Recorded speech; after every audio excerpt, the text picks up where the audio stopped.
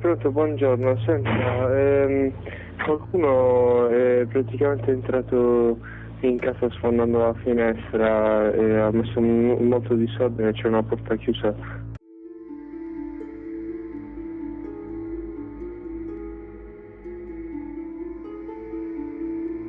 She will be brutally attacked in her bedroom, and we warn you, this police video is graphic. There are 47 cuts and bruises on her neck, legs, face, inside her mouth. Her clothes ripped off. And around her body, etched in blood, a shoe print. A handprint on the wall, a footprint on the bath mat in the bathroom. Drops of blood on the faucet. Meredith Kircher had studied karate. It's clear she fought hard for her life. Seattle College student Amanda Knox spent more than 4 years fighting charges of killing her roommate in Italy.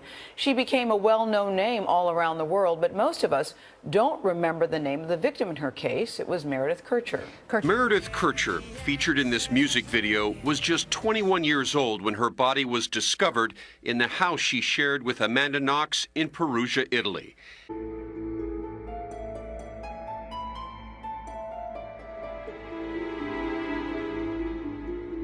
In the nearly 6 years since Amanda Knox was accused of killing her roommate in Italy, her story's captivated the world for many reasons. Because she's a bright-eyed, all-American girl, it seems. Because she was convicted of a horrid crime in a foreign land. And because, at times, her pleas for innocence seemed to many people more cold and calculating than remorseful. The first image much of the world will see on newscasts. Video taken outside the house the day of the murder. Yeah. You can see that this does not look like grief. Does not read as grief. I think everyone's reaction to something horrible is different.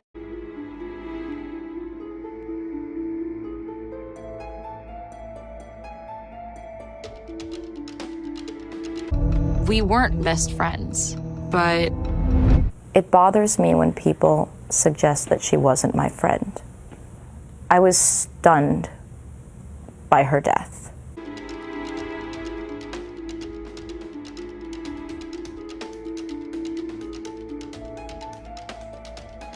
Starting with the night of November 1st, when Meredith Kircher is murdered. What are you doing the night of November 1st?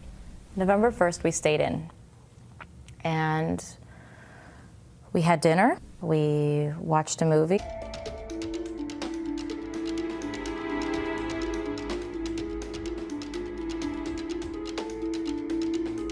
Knox believes their denials were pushed aside by the prosecutor, Giuliano Manini, in favor of a more salacious story. She and her boyfriend, along with a drifter named Rudy Gaudet, killed Kircher in a sadistic sex game gone awry. From the very beginning, you know, from the prosecutor saying case closed, we've got it, this perception of me that came out of nowhere, that was created to justify a narrative that included my guilt. During 53 hours of withering interrogation, Knox claims Italian investigators broke her down.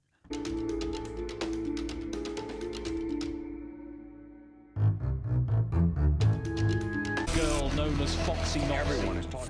Knox spent 4 years in an Italian prison, wrongly convicted, painted by prosecutors and the global tabloid media as a sexually obsessed killer. You were called satanic, demonic, a sex-crazed killer. How did it get so distorted?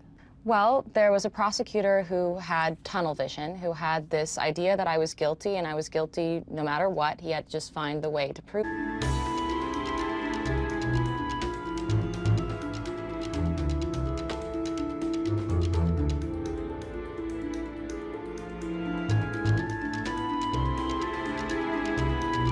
Rudy Gaudet, who'd had a history of break-ins, left fingerprints and DNA all over the crime scene. He was tried separately and convicted, sentenced to just 16 years in prison. Detectives find his bloody thumbprint on a pillowcase that was underneath Meredith's dead body. Because he's an immigrant, they have his prints on file.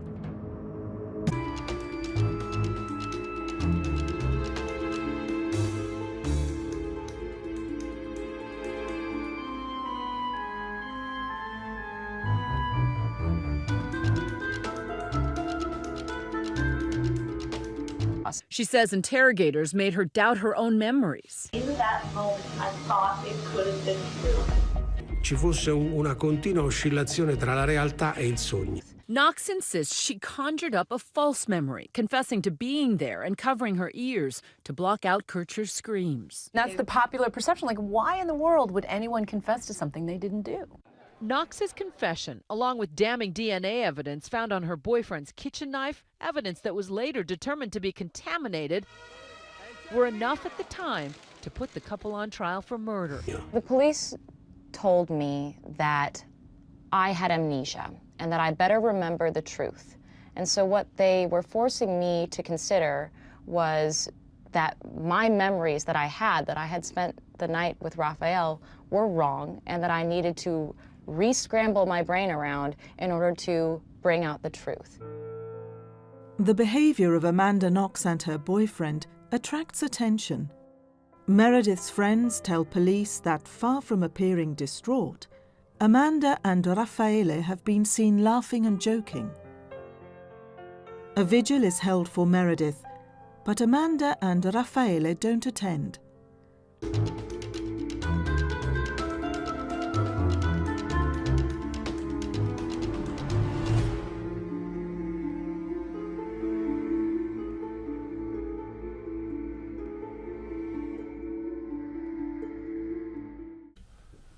Do you think Amanda Knox and Raffaele Solicito killed your sister?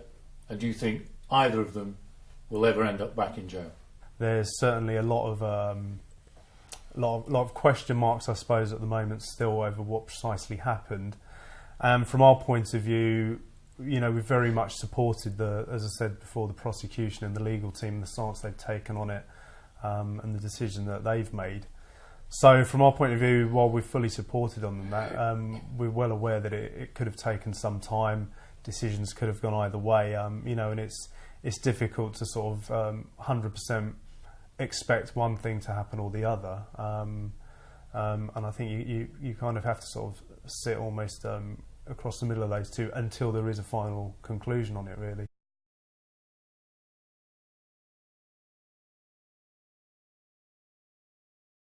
Finally, 7.5 years after Meredith Kircher was killed, the final verdict. A moment captured for the Netflix documentary.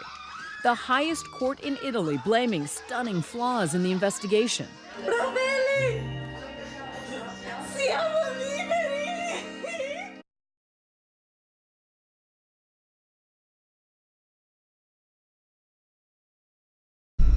Either I'm a psychopath in sheep's clothing, or I am you.